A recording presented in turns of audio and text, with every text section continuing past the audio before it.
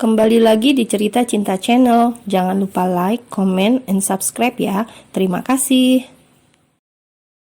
"Bun, tolongin Biru," ucap seorang gadis yang tengah mencoba merayu orang tuanya agar bisa bersekolah layaknya anak lain.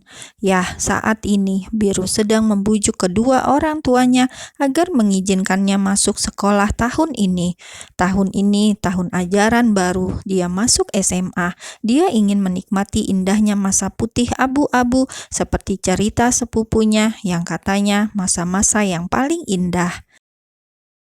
Azura Septiana Syarif, seorang gadis cantik, lembut, baik hati, dan periang di tengah keterbatasannya. Azura yang memiliki makna dalam artian biru langit membuat gadis itu lebih menyukai dipanggil dengan sebutan biru. Dan juga selain itu, ia memang sangat menyukai warna tersebut. Memiliki daya tahan tubuh yang lemah membuatnya tidak bisa bergerak bebas. Semua serba dilarang dan dikekang. Biru lahir dari keluarga berada, namun sejak kecil dia tidak pernah merasakan indahnya dunia luar. Dari kecil dia tidak pernah pergi ke sekolah. Dia hanya diizinkan untuk homeschooling lantaran kekhawatiran berlebihan dari orang tuanya. "Sayang, ayah kamu benar, kamu homeschooling lagi aja ya," ucap sang bunda yang bernama Elsa. "Ayah khawatir sama kamu sayang," sambung sang ayah yang bernama Faris.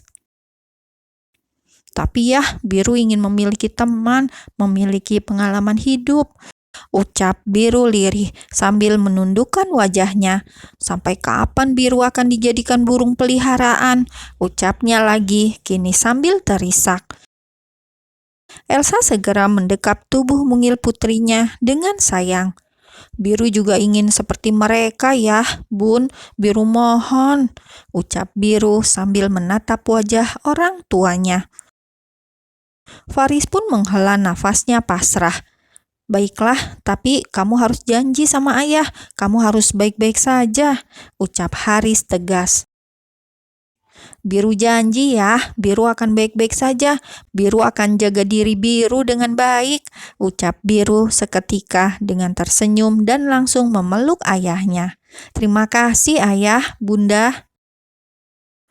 Sejujurnya Faris dan Elsa begitu khawatir dengan keadaan putrinya, namun mereka tidak bisa terus mengurung anaknya di dalam rumah. Anaknya juga butuh teman dan pengetahuan dunia luar. Mungkin ini memang sudah waktunya untuk menyekolahkan anaknya di sekolah, tidak homeschooling terus. SMA Gaharu, sekolah favorit yang ada di kota itu. Bukan tanpa alasan Biru ingin masuk sekolah itu.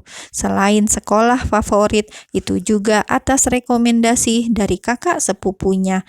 Makanya dia berusaha keras untuk belajar agar bisa masuk ke sana. Hari pertama Biru masuk sekolah, dia menjadi pusat perhatian seluruh siswa di sana lantaran Biru yang selalu dirangkul oleh sang ayah. Faris yang memiliki wajah baby face membuat seluruh siswa di sana berpikir bahwa anak baru itu adalah simpanan om-om. Setelah melakukan pendaftaran dan mengantarkan putrinya ke kelas, Faris segera pamit untuk kembali bekerja. "Sayang, kamu yakin dengan pilihan kamu ini? Kamu tidak akan menyesal. Ini dunia baru untuk kamu," kata ayah memegang kedua bahu Biru saat hendak masuk ke dalam kelas. "Insya Allah Biru akan baik-baik saja dan Biru tidak akan menyesal ayah." Biru menatap sang ayah dengan sangat tegas dan yakin. Faris hanya mampu menganggukkan kepalanya. Ia mencoba untuk mengerti dan memberikan kesempatan untuk sang putri. "Baiklah, kamu masuk. Ayah akan kembali ke kantor. Nanti pulang sekolah, ayah akan menjemputmu lagi." Biru hanya mengangguk, lalu ia segera masuk ke dalam kelas dan bertemu dengan para teman juga gurunya. "Baiklah, silakan perkenalkan diri kamu," ucap seorang guru yang setelah menyambut kedatangan Biru. Perkenalkan, nama saya Azura Septiana, tapi saya lebih suka dipanggil Biru. Salam kenal teman-teman semuanya, ucap Biru sedikit kaku dan malu. Hai Biru, seru semua yang di kelas serempak menerima kedatangan Biru. Biru, kamu pindahan dari mana? Tanya salah satu seorang siswi berambut ikal yang duduk di barisan paling depan. Biru cantik, boleh minta nomor HP-nya enggak? Biru, sudah punya pacar belum? Seketika kelas itu menjadi riuh ricuh karena kedatangan murid baru. Biru menyunggingkan senyumnya. Ia sedikit lega karena hari pertamanya bertemu teman baru seolah berjalan lancar. Sudah, pertanyaan kalian tidak ada yang berfaedah sama sekali, ucap Bu Guru yang bernama Yasmin sambil menggeleng-gelengkan kepala. Biru, kamu bisa duduk di bangku yang kosong. Biru mengangguk dan segera mencari kursi kosong yang ada di sana. Namun baru saja dia mendudukkan diri dan mulai mengeluarkan buku dari tasnya, tiba-tiba seseorang datang dan membuatnya terkejut.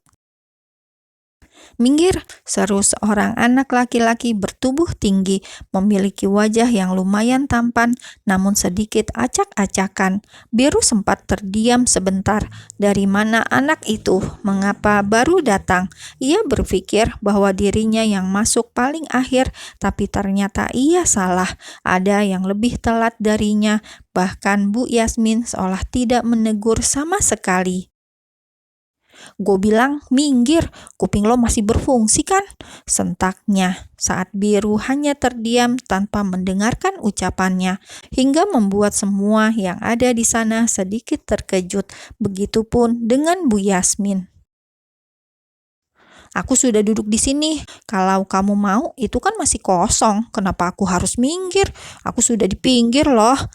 Jawab Biru sedikit cemberut tak mengerti. Dirinya sudah duduk di pinggir dekat jendela, namun masih disuruh minggir. Apakah cowok itu mau dirinya terjun ke jendela? Pikir Biru. Lo berani sama gue? Tiba-tiba cowok itu langsung menunduk mendekatkan wajahnya ke wajah Biru yang terlihat sedikit pucat. Terserah apa katamu, yang jelas kalau mau duduk silakan duduk. Kasian Bu Guru sudah mau mengajar, jadi keganggu gara-gara kamu, ucap Biru sambil melanjutkan kembali kegiatan mengeluarkan bukunya. Membuat seisi kelas melongo tak percaya karena berani menantang seorang penguasa di sekolah ini. Namun hal tak terduga lagi-lagi membuat seisi kelas lebih menatap tak percaya ketika di mana cowok itu tidak menjawab lagi dan langsung duduk begitu saja dengan ekspresi wajah yang sulit diartikan. Sumpah demi apa, yang gue lihat itu si langit. Gila, gue juga gak percaya. Shh. Biru mendengar bisik-bisik antar teman-teman di kelasnya. Ia sedikit melirik ke samping di mana cowok yang tadi sempat berdebat dengannya bukan belajar, malah menelusupkan kepalanya di meja menatap ke arahnya, namun dengan mata terpejam. Ini orang mau sekolah apa mau tidur? Gumam Biru dalam hati, namun ia berusaha tidak peduli. Selain dirinya tidak kenal, namun juga menurutnya itu tidak penting karena niatnya sekolah hanya ingin belajar dan memiliki pengalaman hidup sebelum kepergiannya. Setelah hampir 2 jam mengikuti pelajaran, tanpa terasa kini jam istirahat pertama sudah tiba. Biru meregangkan tangannya ke atas, menghilangkan pegal di badannya sambil melirik ke arah luar jendela. Di sana ia bisa melihat ada beberapa anak-anak yang bermain basket dan beberapa yang berlalu lalang.